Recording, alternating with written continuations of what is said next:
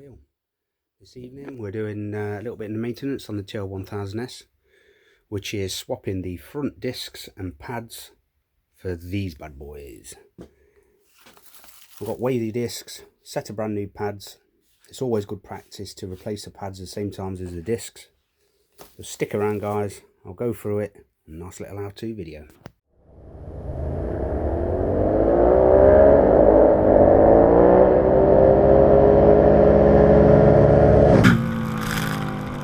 Okay guys, tools you'll need for the job is a 27mm socket, 12mm socket, posi drive screwdriver, half-inch drive socket, 3/8 drive socket, number 3 on the Allen key, and a torque wrench capable of up to 100 Newton meters. First job, crack the pinch bolt, crack the axle, and then get it up on the paddock stand.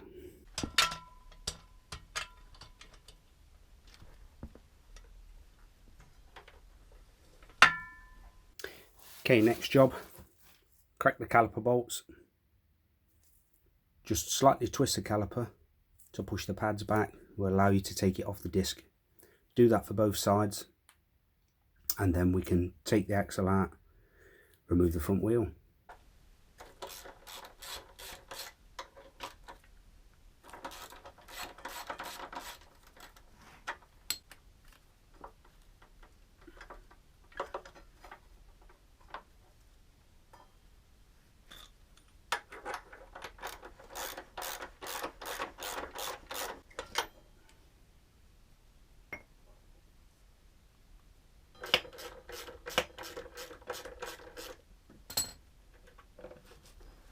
Okay guys, wheel is off.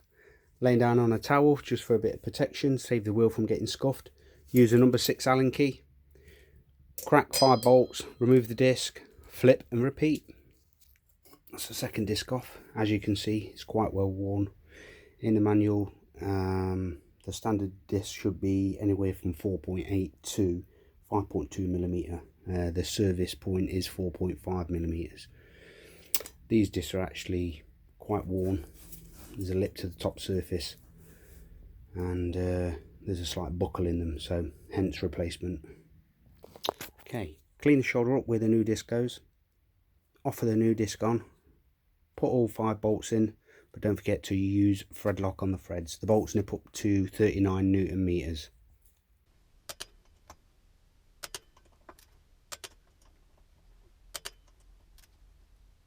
Next up, clean the disc with a bit of brake cleaner just to get the actual the safety coating off there. Give them a nice clean, fit the wheel. Front wheel fitted, and it is simply the reverse of how you took it off.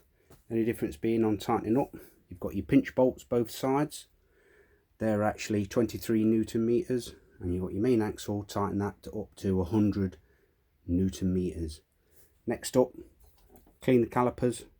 Retrieve the old pads, take them out, clean the pistons, push them back, put the new pads in.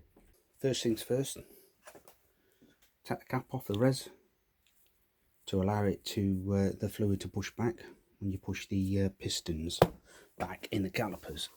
We'll start with one side first. We've already released it from the forks. We need to take off these 2 Allen keys, take off the spring. There'll be a pin in there that's held in with this little R-type clip. Take the pin out, and that releases the actual pads. From there then, there's the pads, they'll drop out. What we'll do is we'll clean the pistons up. We'll use some brake cleaner and a toothbrush. Clean all the crud from around the actual pistons, and then push them back inside. That's why we take the res cap off, to allow the fluid to be pushed back in. Okay, there's it from the top. The actual spring is off. There's the spring down there, look. 2 retaining bolts there. As you can see, there's a pin that actually slides through the actual brake pads. There's a little R clip, pull that out, slide the pin out, releases the actual pads. Release the pin, pads are out. As you can see the actual pistons there. You can see all the crud around there. What I'm now going to do is spray it with a brake cleaner, use a toothbrush, clean them up around the outside, and you can actually push these back by hand. Push all 4 back in so they flush, and then it's a case of just rebuilding. Okay, next, break out the pads. What I like to do is put a little bit of copper slip on the back, just about where the pistons on the calipers are going to locate. It is debatable whether you should do this or not. Haynes manual says do such a thing, but then other people say don't, so it's entirely up to you. But I do, so that's that. At this stage you want to just clean some of your components, actual spring retaining clip, clean that up, and actually the actual pin that goes through, just lightly sand it and then coat it in a bit of copper slip as well. And it's a case of just rebuilding the caliper, reverse of how you took it to bits. There you can see the pads fully assembled into there, the pins holding it in, also with the R locking clip in position as well.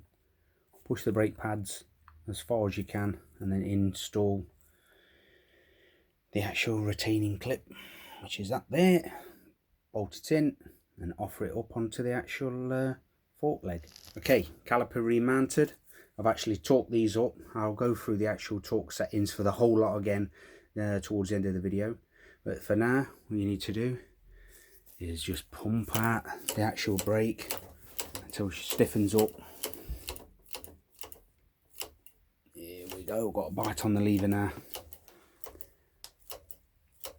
It's a case of replacing the cap and job done. Right, I'll just go through these torque settings. The actual caliper bolts themselves, they're 39 Newton meters. Coming down to the bottom of the forks, you've got the pinch bolts. There, to the other side. They're also they're 23 Newton meters.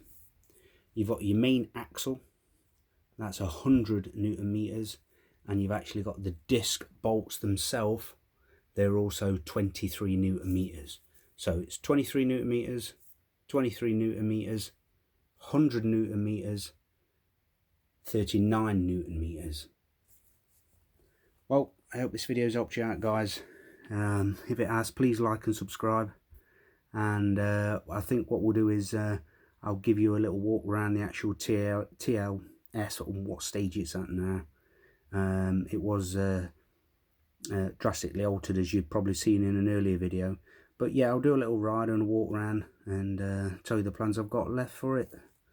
Thanks for watching, guys, and just remember, keep it wheel.